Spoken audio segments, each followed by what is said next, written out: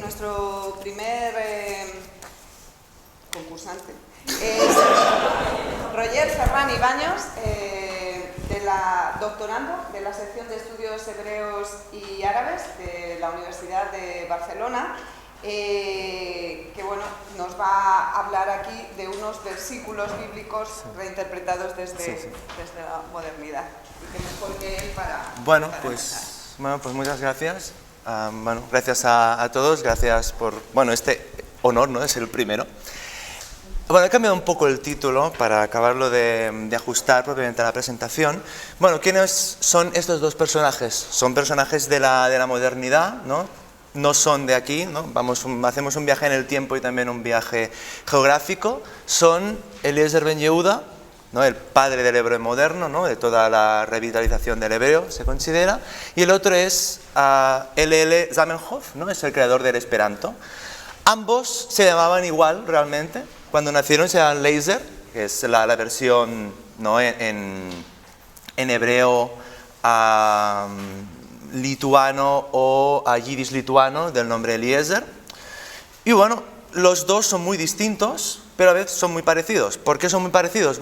Uno es el creador del hebreo moderno, creador entre muchas comillas, pero es el personaje que tiene este honor, ¿no? Y el otro es el creador de la lengua internacional llamada Esperanto. Además, desde un punto de vista de los símbolos, ¿no? Uno era sionista o protosionista. Uno de los emblemas del Estado de Israel es esta bandera con una estrella, la estrella de David, ¿cierto?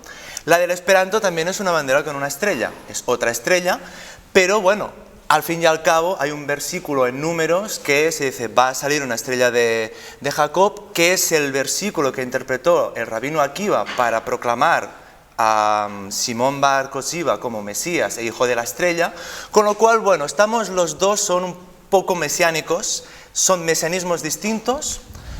El judaísmo, una de las características, una de las tensiones, ¿no? que tiene el pensamiento judío dentro de toda su estructura es la tensión entre un judaísmo más, el extremo más particularista, ¿no? del judaísmo, podemos decir, simplificando y yendo al Tanaj, ¿no? la ley de Moisés.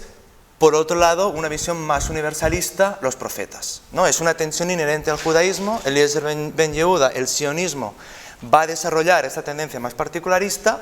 Zamenhof va a desarrollar la totalmente universal, ¿no? Y, volviendo a lo que decía de la lengua, la revitalización del hebreo como lengua vernácula, la creación del Esperanto, son dos propuestas lingüísticas para solucionar la cuestión judía, tal como estaba planteada en Europa a finales del siglo XIX, y especialmente en Europa Oriental, en la antigua mancomunidad polaco-lituana, ¿no? Esos son los dos personajes que vamos a ver, que tienen un poco más de coincidencias. Claro, hay relativamente poco tiempo para comentar todo, esto daría para horas y horas realmente para hablar de ellos, ¿no? Este es el lugar de donde vienen. Este es un mapa de David Katz, gran investigador sobre el judaísmo lituano. Este sería el mapa de la Lituania histórica, o mejor, lita desde el punto de vista judío, es la frontera de los dialectos lituanos del yiddish, y tenemos la parte occidental, Białystok, el lugar, la ciudad de donde provenía Zamenhof, una ciudad multiétnica de mayoría judía, y en el otro lado, el otro recuadro, no se acaba de ver exactamente el pueblo donde nació Eliezer Ben Yehuda, que nació, su nombre de nacimiento era Eliezer Perman, se cambió también el apellido, que es Lushki, no está marcada, pero está por esta zona, cerca de Polotsk. Polotsk se puede ver. Białystok hoy en día es Polonia, Polotsk y Lushki hoy en día son Bielorrusia, pero él se formó, un lugar donde estudió fue en Dinaburg, actualmente Daugavpils, que está un poco más al norte, que es Letonia, ¿no? Es decir, tenemos las fronteras, ¿no? de los estados de hoy en día, no coinciden con las de la época, era todo imperio ruso, y además culturalmente todo esto era la misma zona.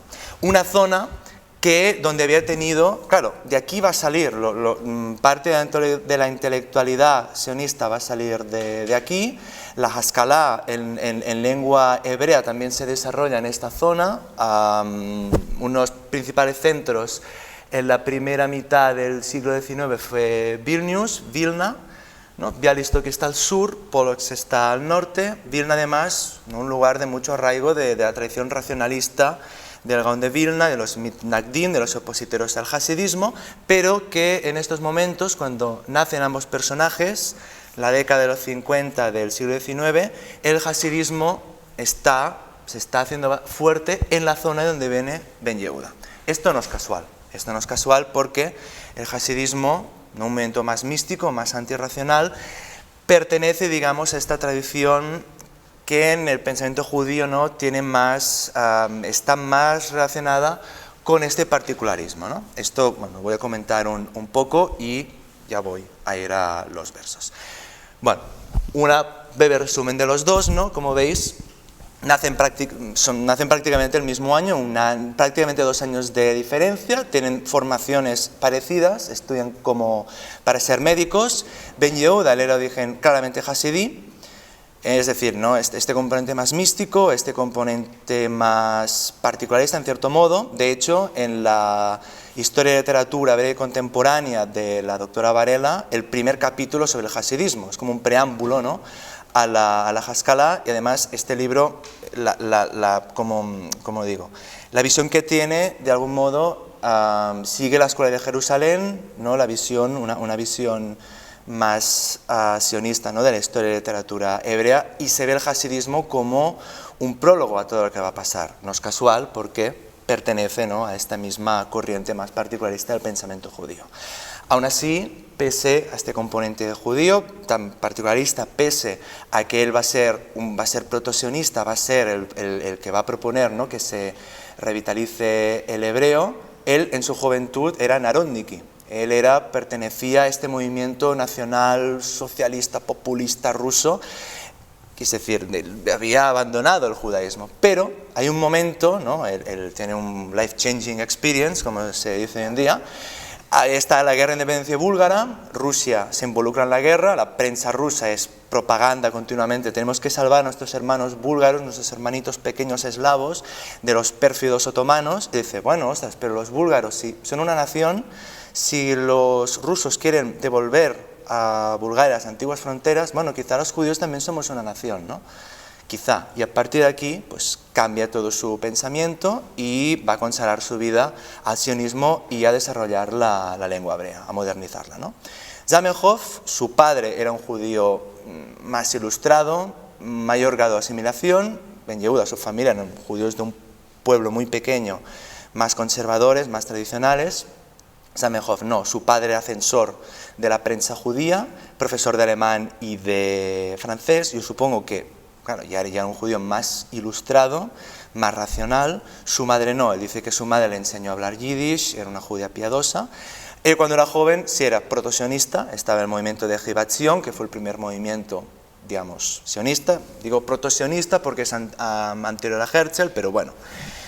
Pero bueno, dice, mira, es que el sionismo al final es un nacionalismo, ¿no? Estoy aquí en mi ciudad, Białystok, la mayoría somos judíos, es el imperio ruso, Rusia no era un Estado-nación, ¿no? Es el nuevo paradigma político que se está imponiendo en Europa, pero bueno, él vive en el imperio ruso, un imperio no es un Estado-nación. Además, en su ciudad había pues judíos que hablaban yiddish, alemanes que hablaban alemán, solamente un dialecto bajo alemán, lituanos, bielorrusos, polacos. Bueno, nos ven los rusos en poner aquí su lengua, ostras, pero claro, si yo ahora soy sionista, pues haré lo mismo, ¿no? En Palestina tiene que haber otra solución. ¿Cómo soluciona la cuestión judía? Pues me invento una lengua, claro que sí.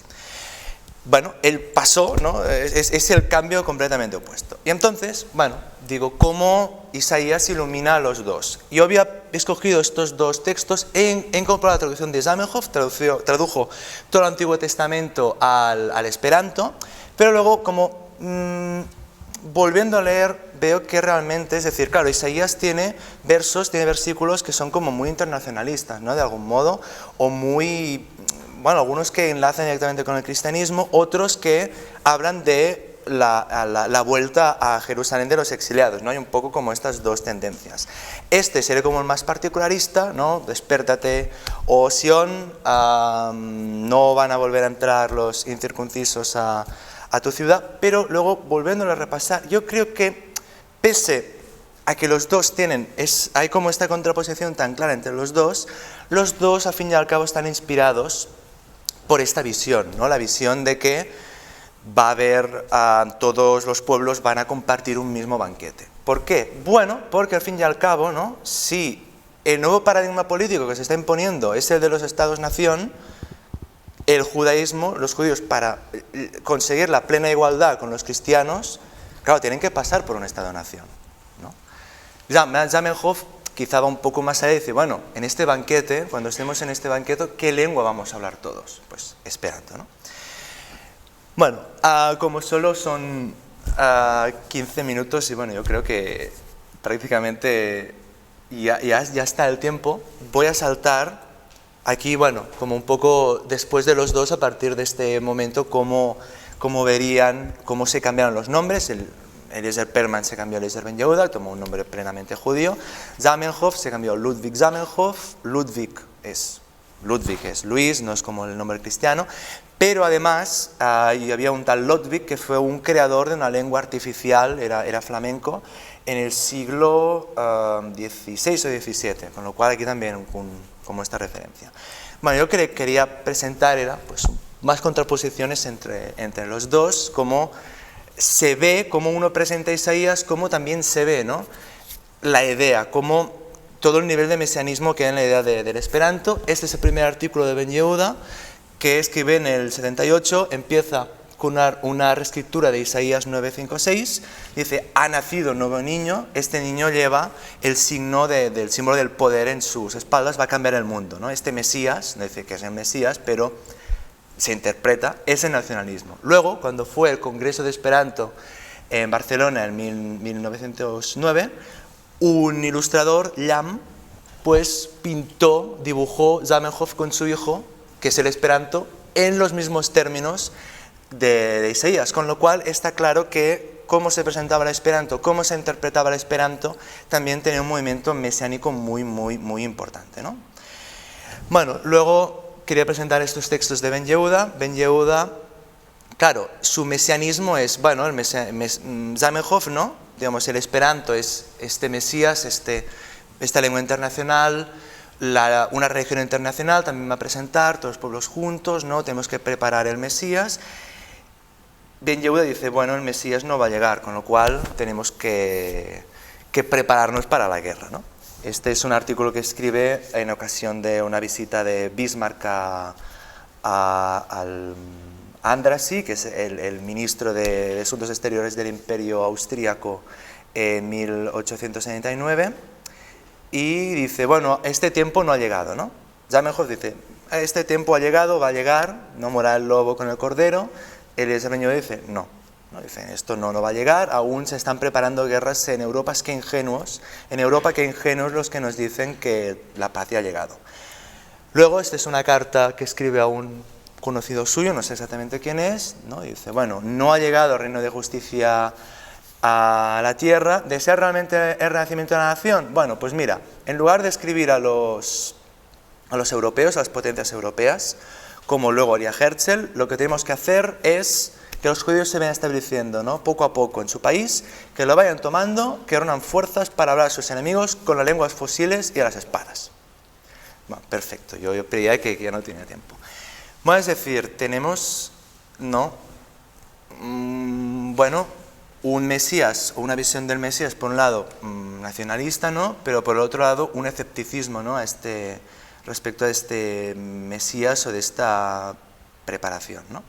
Zamenhof, bueno, es interesante ver también su visión de la religión, la visión de la religión que tienen los dos.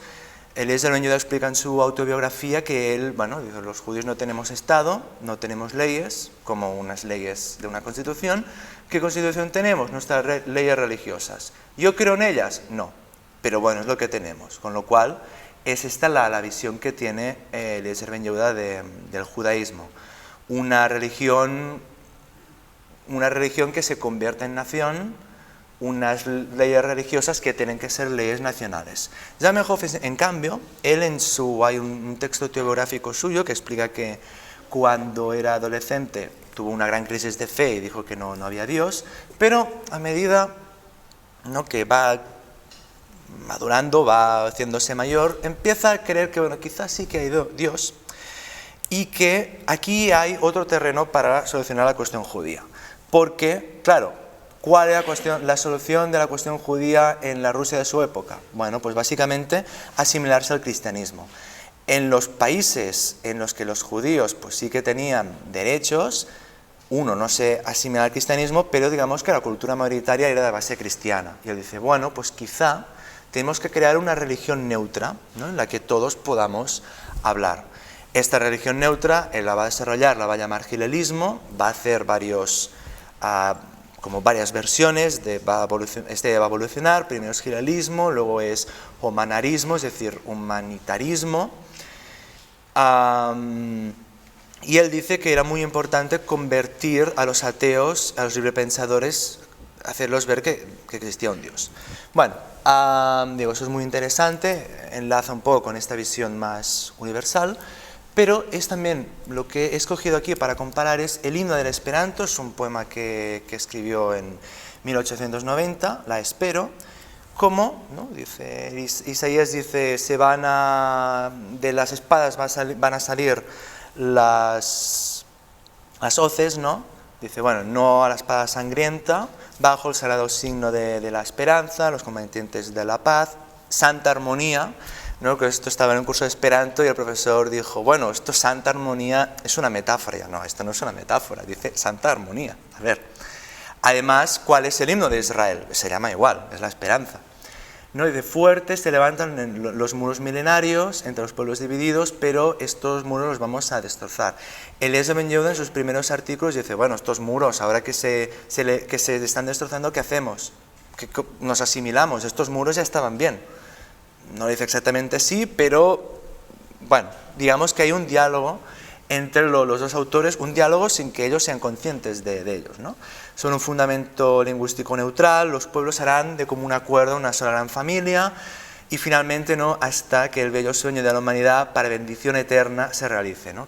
¿Cuál es este sueño de la humanidad? ¿Cuál es esta bendición eterna? Bueno, pues yo creo que efectivamente es esta visión de Isaías, ¿no?, en el momento de que dice que va a haber este banquete entre los pueblos, que Dios pues va a eliminar la muerte, ¿no? Y bueno, esto es un poco lo que quería comentar. Claro, digo, es que hay para entras en cada texto y piensas en otro texto, es que esto da realmente para horas, ¿no? Y bueno, pues hasta aquí lo que quería comentar y muchas gracias a todos.